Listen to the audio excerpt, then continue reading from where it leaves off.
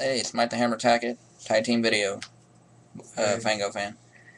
This one's actually a response to Inmendham, Gary, and I just want to say, dude, that this is one. I hope this video you actually think like we do know what we're talking about, because I've seen poor old Gary watch a lot of videos and get pretty angry because these stupid and pro-natalist people uh, keep strawmanning his argument of why should we populate, and nobody can really come up and answer his questions of, if you don't have a child, then there is no suffering. That's basically his argument.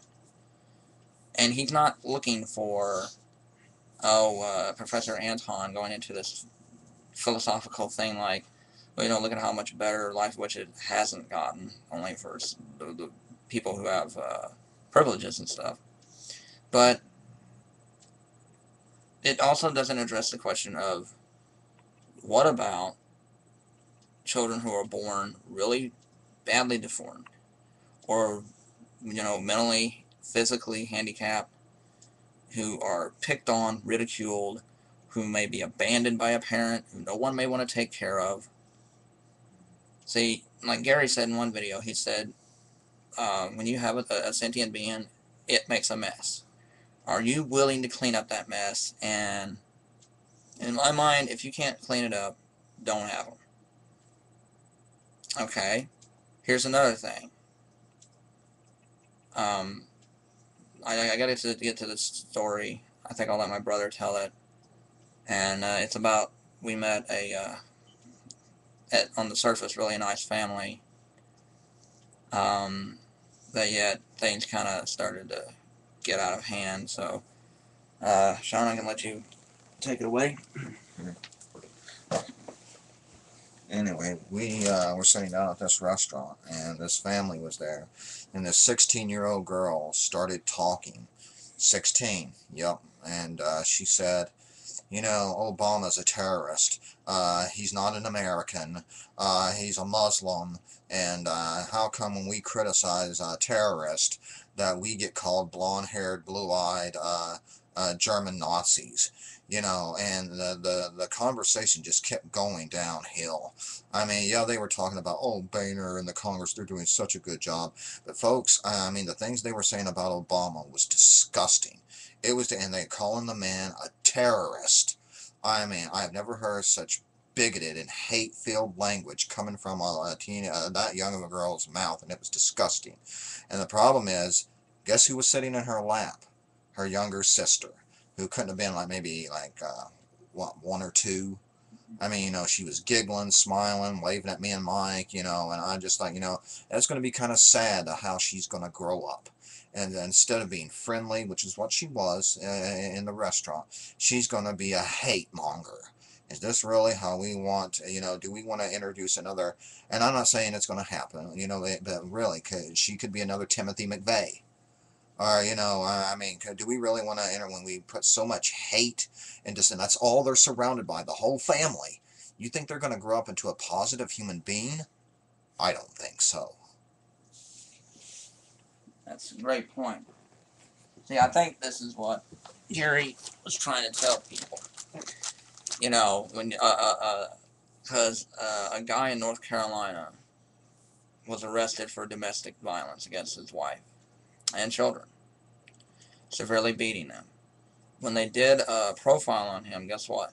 His father was an alcoholic, drunk, of course, and he beat on the wife and the kids. So that's all he knew, and it was passed down. So for people to say that they know that this little sweetheart that we saw is not going to grow up, or a little boy, I'm not, I would use because we saw a little girl today, but, or the little boy, little baby boy, and he's raised by a very evil hate monger who is just awful. You don't know. Did Andrew Breivik's parents think, oh, our son's not going to kill 76 innocent people in Norway? He's not, in Oslo. Did Timothy McVeigh's parents think, oh, he's not going to go and blow up a government building and kill hundreds of people? So ask yourself that question. for people who are so heck bent on having children, ask yourself, do you want to bring a child into a world filled with these type of people? Can you guarantee their safety? That someone won't just come in and just blow their brains out, kill them, or something like that? I mean, do something that's absolutely, same thing, but, or they're not living in poverty their whole life, or they're not being discriminated against or beaten down by his life or something. I mean, you cannot guarantee that they won't be born in a wheelchair, they can't move, and people make fun of them and stuff. I mean, you cannot promise that. And, it's just like, we have 6 billion people, right? Well, almost 7 billion now. And a lot of people think that we should have 2 children. Well, John, John and I know this, 7 times 2 is 14. Yeah. That's 2 billion children, Yeah, plus plus the yeah, 7 never mind. billion. That's 21 billion, 21 billion people. So, even if we just, everybody, I'm not saying they won't, but, like Gary likes to say, let's play hypothetical. Everybody on the planet was like, okay, let's have children. Poof, they have 2 kids. There's no, everybody's like, oh, it's stupid, they're gay people and stuff. Like I said, this is hypothetical. How the hell are we going to be able to feed, clothe, and give out, food, water, shelter, and stuff to 21 billion people? We can hardly do it now. Exactly, and also think of here we go. We'd have to start tearing down forest, getting animals and stuff, taking away their homes, Yeah. killing off ecosystems. It would totally go into chaos. I mean, it's bad enough they have to do it for shopping malls and everything like that. I mean, the animal populations would just be thrown into chaos. Yeah. And it's just kind of sad because a lot of countries and I hate to kind of throw religion in here real quick, but they frown upon masturbation and proper sex education. Right. I guarantee you there'd be a lot less prom night dumpster babies, as they're called. Yeah. There are women who don't even know they're pregnant when they get raped. They don't know nothing about pregnancy. No, because the parents won't teach them. Yeah, that's right. So I mean, hell, I don't care what people think of me. Honestly, let's start sex education in grade school. Let's start them young. And just keep teaching them, keep educating proper them. And letting these people know how to be responsible about bringing a life into the world. Yeah, what the risks are, how much is involved. Because look how many hungry and starving people we have in the United States. Look at Ethiopia. Look at China. Yeah, ask them if they think life is worth living. Yeah. Look at China though.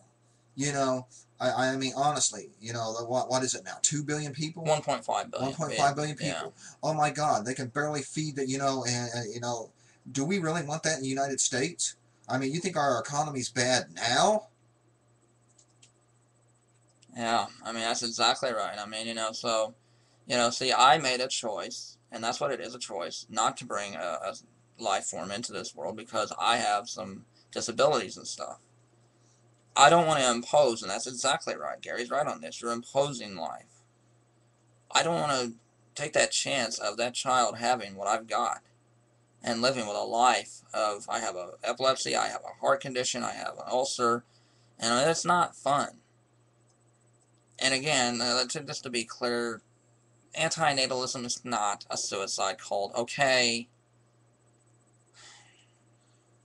And if I can make something a real quick, if for people out there who do want children, why don't you get the ones that adopt? Get the ones out of abusive homes.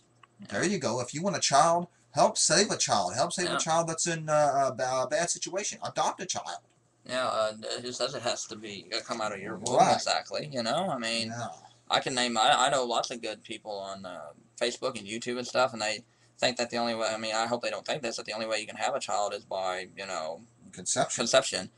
Why not get a needy child that is in is in a bad situation and a bad. Get them out of it. Right. So that way, they'll be. And again, we can't. But now that they're here, like Gary said, now that they're here. Since they are here, so see, this is like, I hate it when people lie about someone. These people were lying about Gary, saying that he doesn't care about children. The hell he don't. He said since the children are here, he said let's take care of them.